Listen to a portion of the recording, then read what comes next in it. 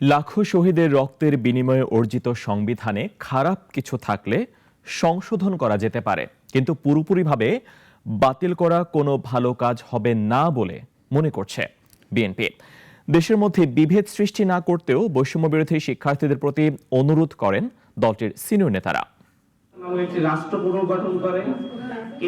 সংবিধান বাতিল প্রশ্নে আবারও আলোচনায় দেশ।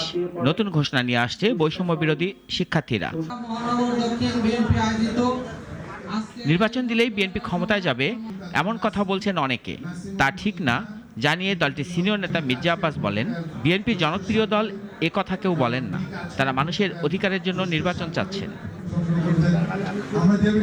রাজধানীর পল্টনে সাংবাদিকদের সাথে এক মতবিনিময়ের আয়োজন করে ঢাকা মহানগর দক্ষিণ বিএনপি। এতে যোগ দিয়ে বিএনপির এ নেতা এসব কথা বলেন। কিন্তু আমরা কি অন্যায় করেছিলাম যুদ্ধ করে এই দেশকে স্বাধীন করে? বৈষম্য বিরোধী ছাত্রদের উদ্দেশ্যে মির্জা আব্বাস বলেন, ভুল বুঝবেন না, সংবিধান কেটে ফেলা বা কবর দেয়া এমন যে বক্তব্য দেয়া হচ্ছে তা ঠিক হবে না। এমন বক্তব্য ফেসিবাদের মুখ থেকে আসে। শহীদের রক্তের দিয়ে লেখা যে সংবিধান, সেই সংবিধানকে যখন কবর দেওয়ার কথা বলা হয় তখন কিন্তু আমাদের কষ্ট লাগে। কথাগুলো বোঝার চেষ্টা করবেন, ভুল বুঝবেন না। সেটা হলেই এই ধরনের কথা কিন্তু ফ্যাসিবাদের মুখ থেকেও আসে। কবর দিয়ে দেব, মেরে ফেলবো, কেড়ে ফেলবো, এই সমস্ত কথা কিন্তু ভালো কথা নয়। সংস্কারের বিষয়ে বিএনপির এ নেতা বলেন, আওয়ামী লীগের প্রেতাত্মাকে প্রশাসনে রেখে কিভাবে সংস্কার করবেন প্রশ্ন রাখেন তিনি। এমন কথা না বলাই ভালো যে কথা দেশের মানুষ পছন্দ করবে না।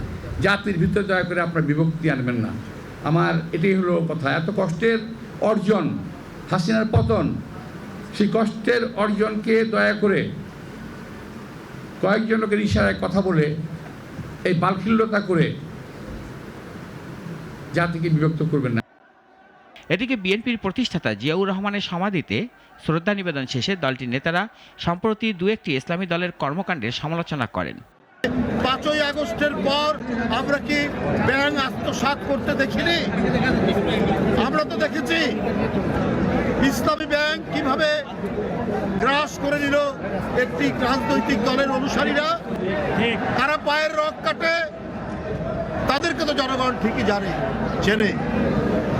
সুতরাং খুব ঘোলা পানিতে মাছ শিকার করার চেষ্টা করছে। আপনাদের 71-এর অর্জন কি?